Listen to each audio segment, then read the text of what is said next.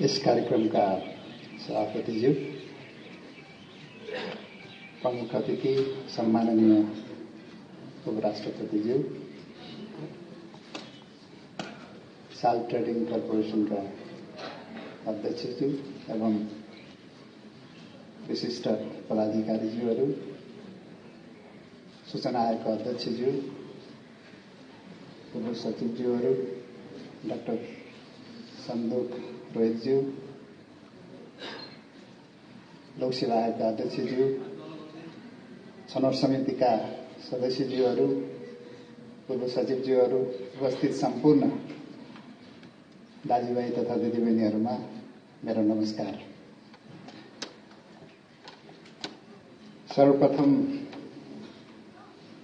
हेमबहादुर मल्ल सम्मानबाट सम्मानित गर्नुभएकोमा साल ट्रेडिङ कर्पोरेसन तथा नेपाल जनप्रशासन संघप्रति विशेष आभार व्यक्त गर्दछु। एउटा प्रतिष्ठित प्रशासक एवं व्यवस्थापकको नाममा स्थापना भएको यस सम्मानबाट सम्मानित हुन पाउँदा अति गौरवान्वित भएका छौं। यो सम्मानले विद्युत प्राधिकरणको करिब 12,000 कर्मचारीहरूको हौसला बढाएको छ। यसलाई मैले नेपाल विद्युत प्राधिकरणका सम्पूर्ण कर्मचारी साथीहरू एवं हाम्रा हरेक प्रयासलाई सार्थक बनाउन आफ्नो क्षेत्रबाट निरन्तर सहयोग, समर्थन, हौसला एवं प्रेरणा दिइरहने आम जनसमुदाय समेतको सम्मानको रूपमा लिएको छ। सम्माननीय प्रधानमन्त्रीज्यूको मार्गनिर्देशन तथा माननीय ऊर्जा मन्त्रीज्यूको नेतृत्व, सचिवज्यू एवं सञ्चालकज्यूहरूको साथ, कर्मचारीहरूको दक्षता, क्षमता, मेहनत र जनताको साथबाट नै हामीले एक चरणको सफलता प्राप्त गरेका छौं। हामीले आफूले निर्वाह गर्नुपर्ने दायित्व मात्र निर्वाह गरेका हौं। यो कुनै चमत्कार भएको भने होइन। मैले कार्यकारी निर्देशकको पद सम्हाल्दा मुख्यतः 3 वटा चुनौतीहरू थिए। पहिलो, लोड सेडिङको विकराल अवस्थाबाट मुक्ति दिलाउनु थियो। दोस्रो, विद्युत प्राधिकरणलाई घाटाबाट नाफामा ल्याउनु थियो। तेस्रो, प्राधिकरण भित्रको व्यवस्थापनलाई चुस्त बनाउँदै सुशासन कायम गर्नु थियो। नेपाल र नेपालीका लागि सम्झँदै कहाली लाग्दो त्यो लोड सेडिङको अँध्यारो युगको अन्त्य भई अब उज्यालो युगमा प्रवेश गरिसकेका छौं।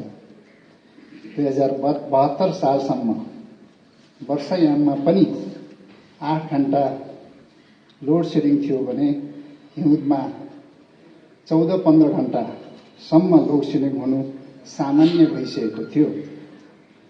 तर सबैको साथमा हामीले लोड सेडिङलाई इतिहासमा विलय गराइदिएका छौं। यो कुनै जादु नभई माग र आपूर्ति बीचको सन्तुलित एवं वैज्ञानिक व्यवस्थापन थियो।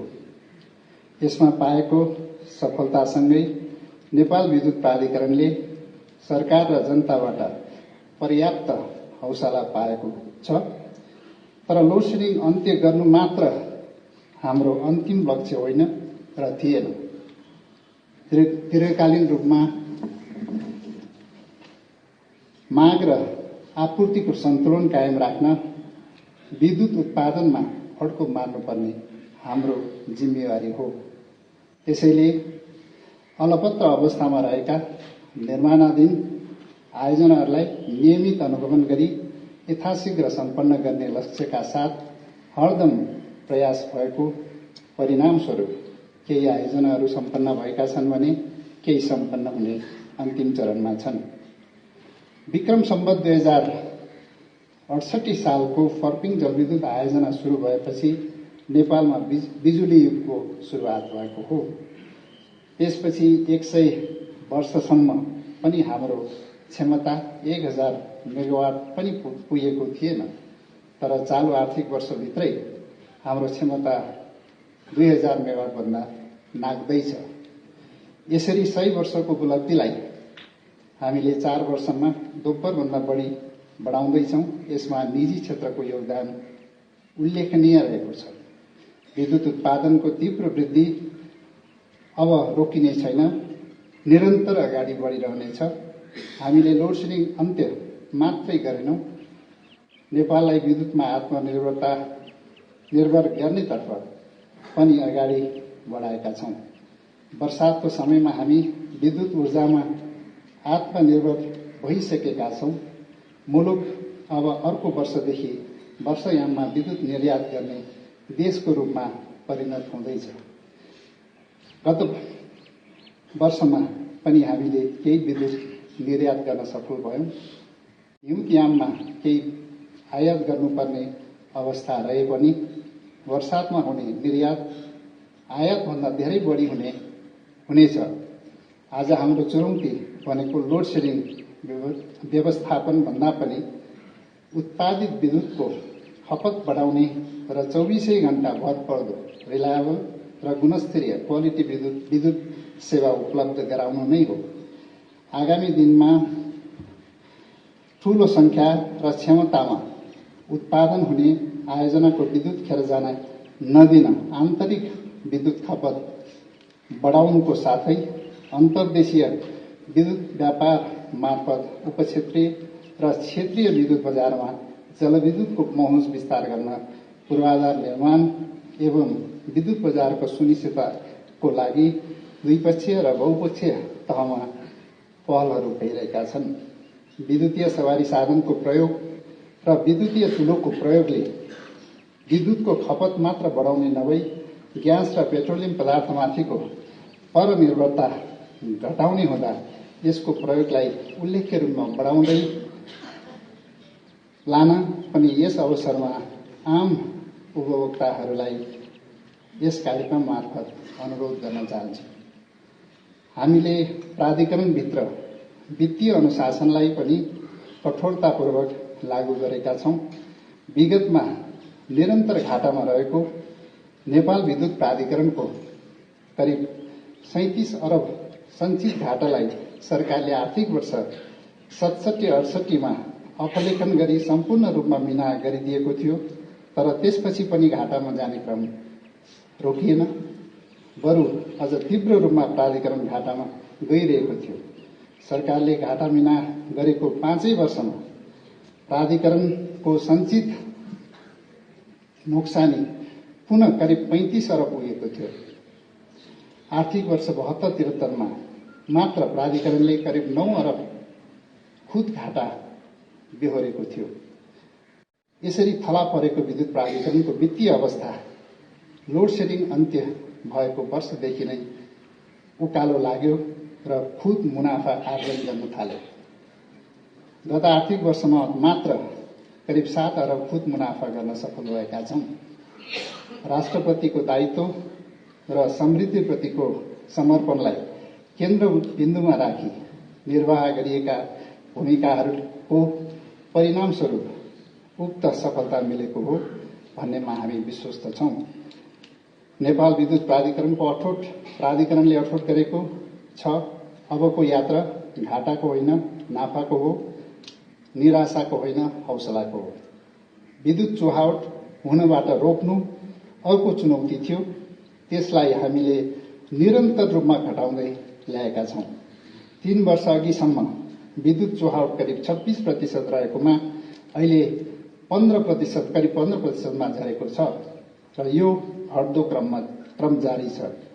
यसरी 3 वर्षभित्रमा करिब 11% ले घटाएको विद्युत चुहावटबाट मात्र प्राधिकरणले वार्षिक करिब 7 अरब भन्दा बढी थप आमदानी गरेको छ।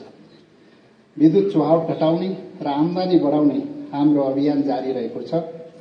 विगतमा कर्मचारीलाई तलब पाउन पनि अर्थ मन्त्रालयको निकासा र ब्याङ्कको ऋणसँग भर पर्नुपर्ने अवस्थामा पुगेको विद्युत प्राधिकरण अहिले सञ्चित नोक्सानी घटाउने र सरकारको ऋण तिर्ने मात्र होइन पूर्वाधार निर्माणमा लगानी गर्ने हैसियतमा पुगेको छ। पूर्वाधार विकासमा नेपाल विद्युत प्राधिकरणले छुट्याएको नेपाल सरकारले छुट्याएको पुँजीगत बजेट बाहेक प्राधिकरण आफैले वार्षिक रूपमा करिब 10 अरब रुपैयाँभन्दा बढी लगानी गर्न सक्ने अवस्थामा पुगेको छ। हामीले शहर तथा ग्रामीण क्षेत्रमा विद्युत विस्तार गर्ने कार्यलाई अभियानको रूपमा अगाडि बढाएका छौं। त्यसैले 3 वर्षसम्म अघिसम्म करिब 62% नेपालीले मात्र ग्रिडमा आबद्ध विद्युत सेवा पाएकोमा अहिले करिब 80% जनतासम्म यो सेवा पुगेको छ। यसरी 3 वर्षको दौरानमा हामीले करिब 18% जनतासम्म उज्यालो पुर्याएका छौं। हामीले औद्योगिक क्षेत्रको विद्युत आपूर्तिलाई पनि उत्तिकै महत्त्व दिएका छौं। विद्युत आपूर्तिको सहजताले गर्दा पनि पछिल्ला वर्षहरूमा आर्थिक वृद्धि दर उत्साहजनक रहेको छ। त्यसमा सबैले जस्तै होस्टेमा हैसे गर्न पाएकोमा नेपाल विद्युत प्राधिकरण गर्व गर्दछ। मुनाफा कमाउने मात्र होइन, पूर्वाधार र सेवा विस्तार गर्ने एवं जनतालाई सस्तो दरमा विद्युत उपलब्ध गराउन हाम्रो लक्ष्य हो। यसका लागि ठूला जलविद्युत आयोजनाहरूको निर्माण तथा उत्पादित विद्युतको प्रसारणका लागि उच्च क्षमताका प्रसारण एवं वितरण प्रणालीको विस्तार र सुदृढीकरणलाई अगाडि बढाइएको छ। 3 वर्षभित्र सबै नेपालीको घरमा विद्युतको पहुँच पुर्याउने सरकारको महाअभियानलाई सफल पार्न प्राधिकरण क्रियाशील छ। सरकारको डिजिटल नेपाल कार्यक्रमलाई सफल बनाउन र प्राधिकरणको सेवालाई प्रभावकारी बनाउन विद्युत प्राधिकरणलाई डिजिटल ट्रान्सफर्मेसन गर्न सूचना प्रविधि पूर्वाधारको विकासलाई विशेष जोड़ दिइएको छ। मिटरिङ र बिलिङ प्रणालीमा स्मार्ट प्रणाली लागू गर्ने, सबस्टेशनहरूलाई स्वचालित बनाउने, ERP प्रणाली लागू गर्ने कार्यको सुरुवात भएको छ। काठमाडौँ उपत्यका लगायत अन्य केही मुख्य शहरहरूलाई तार रहित बनाउन भूमिगत तार बिछ्याउने कार्यको प्रारम्भ भइसकेको छ। यसबाट लथालिङ्ग रूपमा रहेका तारले कुरूप बनेको संघीय राजधानीलाई सुन्दर बनाउन थप सघाउ पुग्नेछ। सरकारको निर्देशन र उपभोक्ताको हित नेपाल विद्युत प्राधिकरणका लागि सर्वोपरि हो। उच्च आर्थिक वृद्धिको लक्ष्य पूरा गर्ने सरकारको लक्ष्य अनुसार आवश्यक ऊर्जा उत्पादन, प्रसारण तथा वितरण गर्न मात्र होइन, राष्ट्रको सम्पत्तिको रूपमा रहेको प्राधिकरणलाई प्रभावकारी बनाई सबैले गर्व गर्ने स्तरसम्म पुर्याउने गरी स्पष्ट दृष्टिकोणका साथ प्राधिकरण अघि बढ़िरहेको छ। नेतृत्व प्रतिको विश्वासले मात्र संस्थाको परिवर्तन सम्भव हुने भएकोले नेतृत्व क्षमताको प्रदर्शन गर्दै उच्च आर्थिक अनुशासन एवं नैतिक आचरण सहित हरेक व्यक्तिको सोच एवं दृष्टिकोणमा परिवर्तन गराउनु जरुरी छ। यसका लागि आन्तरिक व्यवस्थापन र नियन्त्रण प्रणालीलाई चुस्त दुरुस्त बनाउँदै संस्थाभित्र सुशासन कायम गर्न हामी निरन्तर क्रियाशील छौं। साथै कार्यकारी निर्देशकले नेपाल सरकारसँग गरेको कार्य सम्पादन सम्झौतालाई नतिजामुखी बनाउन उपयुक्त व्यक्तिलाई उपयुक्त स्थानमा जिम्मेवारी दिई वितरण केन्द्रहरूसम्म व्यवस्थापनले कार्य सम्पादन सम्झौता गरेको छ। हामीले प्राप्त गरेको सफलता अब अपवाद होइन, निरन्तरता बन्नेछ भन्नेमा प्राधिकरण विश्वस्त छ। सार्वजनिक संस्था राष्ट्रका कमजोरी होइन, समृद्धिका सम्भाग हुन्। नेपाल विद्युत प्राधिकरण त्यसको अग्रणी उदाहरण बन्न दृढ छ। अन्त्यमा आजको यस भव्य समारोहमा हामीलाई सम्मानित गरिदिनु भएकोमा सम्बद्ध संस्थाप्रति पुनः एकपटक विशेष आभार व्यक्त गर्दै यहाँहरूबाट बिदा हुने अनुमति चाहन्छु। धन्यवाद।